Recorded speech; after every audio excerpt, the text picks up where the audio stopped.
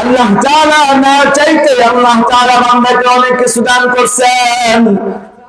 আল্লাহ তাআলা মানুষকে 3.5 হাত এক বডির মধ্যে আল্লাহ তাআলা মানুষের না চাওয়াতে আল্লাহ তাআলা কত কিছু আল্লাহ তাআলা দান করছেন।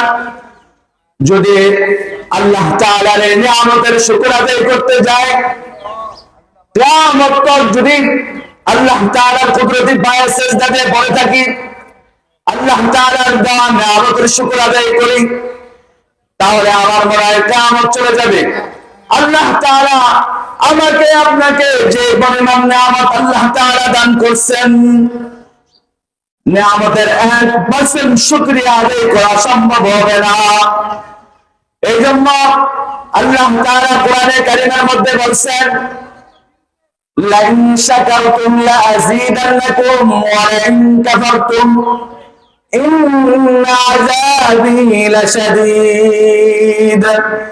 আমার মাওলা পাক ডাক দিয়ে কোরআনে কারীমের মধ্যে বলেন, বান্দা আমার শোনো, আমি তোমাকে যে পরিমাণ নিয়ামত দিয়েছি তোমাকে, সুতরাং শোনো বান্দা, লাইন শাকারতুম লাযীদান্নাকুম, যদি তুমি আমার নিয়ামত পাওয়ার পরে নিয়ামতের শুকরিয়া আদায় করো, লাযীদান্নাকুম, বান্দা তোমাকে আমি কি পরিমাণ নিয়ামত দিছি তার চাইতে বাড়া তোমার নিয়ামতকে আরো বাড়া দেব।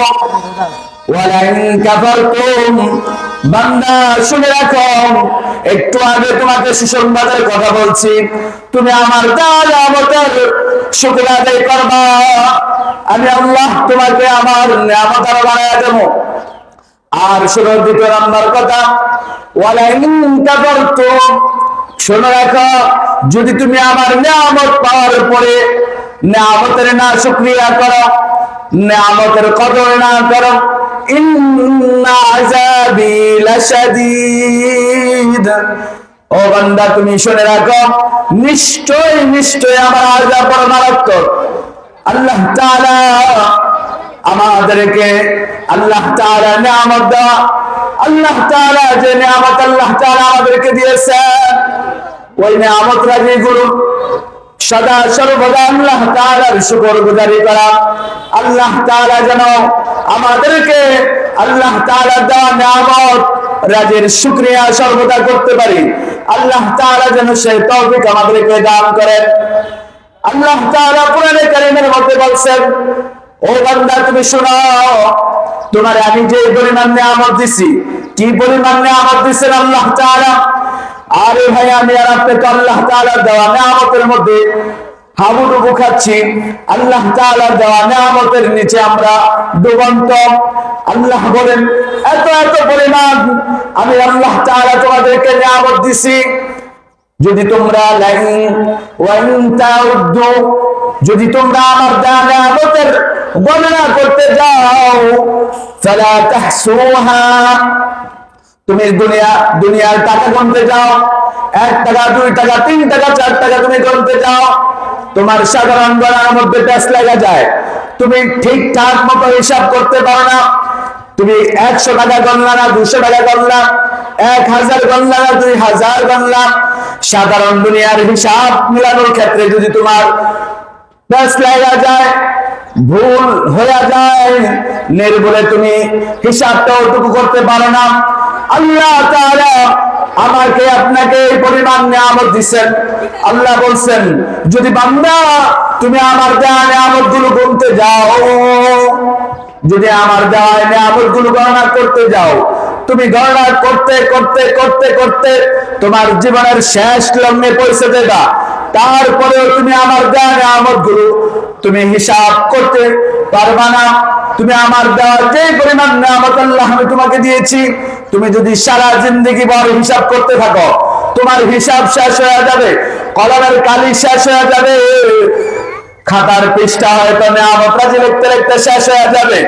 লেকিন আল্লাহ তাআলা আমাকে আপনাকে এই 3.5 হাত বডির মধ্যে যে নিয়ামত আল্লাহ তাআলা দিয়েছেন, বালিশের সাথে যদি একটু মাথা রাখে লাগায়া একটু ফিকির করি, একটু চিন্তা ফিকির করি, আল্লাহ তাআলা কি পরিমাণ নিয়ামত আল্লাহ আমাকে দিয়েছেন।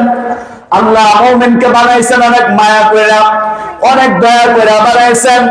আল্লাহ কোরআনে কারীমের মধ্যে সুন্দর করে বলেন, ওয়ালাকাদ কাররামনা বানি আদম।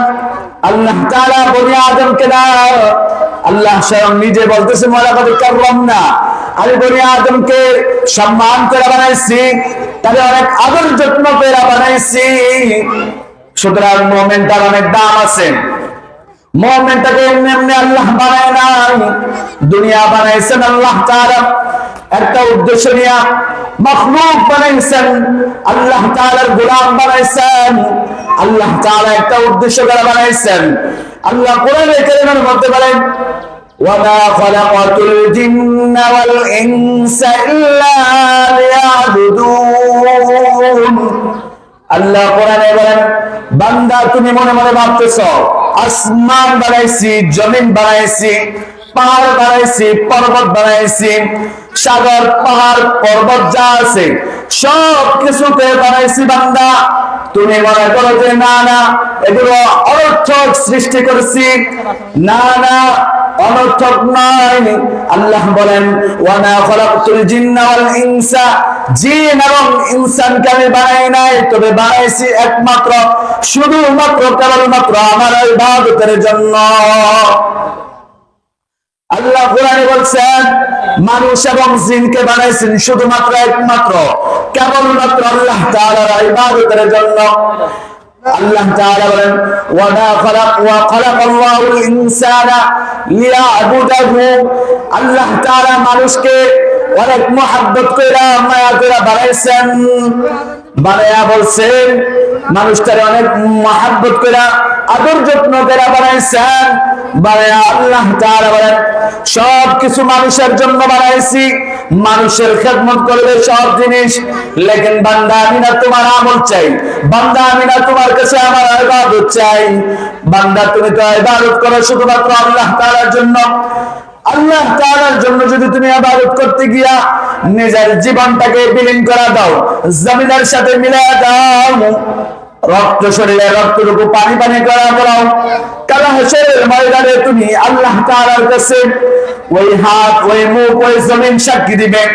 আল্লাহ এই জমিনে বৈশা বৈশা সে আল্লাহ আপনার ইবাদত করছে, আপনার বন্দেগী করছে। আল্লাহ হাত সাক্ষী দিবে, হাতের দ্বারা তাসবিহ পড়ছে, হাতের দ্বারা সে ইবাদত বন্দেগী করছে। হাত কাল হাশরের ময়দানে আল্লাহর কাছে সাক্ষী দিবে। এই জন্য মেরে মুহতারাম দোস্ত বুজুর্গ, আল্লাহ তাআলা আমাদেরকে যে মাকসাদ নিয়ে বানাইছেন, আল্লাহ তাআলা গোটা কোন কায়নাতকে সৃষ্টি করার শুধু অনর্থক সৃষ্টি করেন নাই, একটা মাকসাদের উপর সৃষ্টি করছেন। তুমি এই দুনিয়া ছেড়ে চলেই যেতে হবে, তুমি দুনিয়া থাকার জায়গা না, দুনিয়াতে তুমি চাইলেও থাকতে পারবে না। আমাদের চোখের সামনে দেখা বড় বড় এমপি, মিনিস্টার, চেয়ারম্যান, মেম্বার, আমার দাদা, চাচা, বাবা, খালু, আত্মীয় স্বজন যারা ছিল তারা দুনিয়াতে কেউ নাই, তারা দুনিয়া ছেড়ে সবাই চলে গেছে। সুতরাং আপনিও আমার আপনার জায়গা থেকে চলে যেতে হবে, পৃথিবীতে থাকা যাবে না, যেহেতু চলেই যেতে হবে। সাধারণত ঢাকা গেলে আমাদের লাগে পূর্ব প্রস্তুতি লাগে, ঢাকা যাবো তো টাকা লাগে, বিভিন্ন আসবাবপত্র লাগে। ঢাকা যাওয়ার জন্য সামান্য একটু ট্যুরের জন্য, একটু দুনিয়ার সামান্য সফরের জন্য যদি তুমি মাইলকে মাইল সফরের জন্য এত প্রস্তুতি নাও, গাড়ি ভাড়া করতে হবে, তোমার টাকা আগে থেকে তৈরি করতে হবে, তোমার যারা ফ্রেন্ড আছে, বন্ধু বান্ধব আছে, তাদেরকেও তুমি একসাথে করতে হবে, তাদেরকেও জমা করতে হবে। দুনিয়ার সাধারণ এই সফরের জন্য যদি তোমার এই পরিমাণ প্রস্তুতি নেওয়া লাগে, আর যেখানে যাইবা হাসরের ময়দানে, কাল কিয়ামতের ময়দানে, রোজে মাহশারে, যেখানে যায় তুমি আর ফিরে আসতে পারবা না, যে কাল তোমার অফুরন্ত, ওইখান থেকে ফিরে আসা তোমার পক্ষে সম্ভব না, আমার পক্ষে সম্ভব না, কেউ পক্ষে সম্ভব না। ওই এক বড় জিন্দেগীর জন্য, ওই আখিরাতের বড় রোজে মাহশারের বড় সফরের জন্য তোমার আমার কতটুকু প্রস্তুতি আছে? ওরে মেরে মুহতারাম ভাই, আমরা তো যে কোনো ইস্যু নিয়ে কাজ করি, মনে করেন এখন জুমার নামাজ, আমি জুমার নামাজ পড়তে যাব। মনে করেন এখন বাৎসরিক ঈদের নামাজ, আমি ঈদের নামাজ পড়তে যাব। হ্যাঁ ভাই, আপনি একটু বোঝার দরকার ছিল, আল্লাহ তাআলা মুমিনের উপর 50 ওয়াক্ত নামাজ আল্লাহ তাআলা ফরজ করছেন। করার পরে হযরতে মূসা আলাইহিস সালামের নিকট নবীজি সাল্লাল্লাহু আলাইহি ওয়াসাল্লাম বারবার আসা যাওয়া করতেছিল।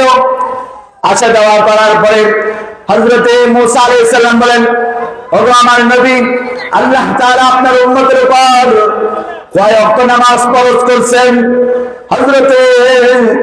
হযরতে রাসূলুল্লাহ সাল্লাল্লাহু আলাইহি ওয়াসাল্লাম বলেন, ওগো মূসা, তুমি জিজ্ঞেস করছো তো আল্লাহ তাআলা আমার বান্দার উপর 50 ওয়াক্ত নামাজ ফরজ করছেন। সুতরাং যে ব্যক্তি 5 ওয়াক্ত নামাজ ঠিক করে পড়বে তাকে আল্লাহ তাআলা 50 ওয়াক্ত সওয়াব দান করবেন।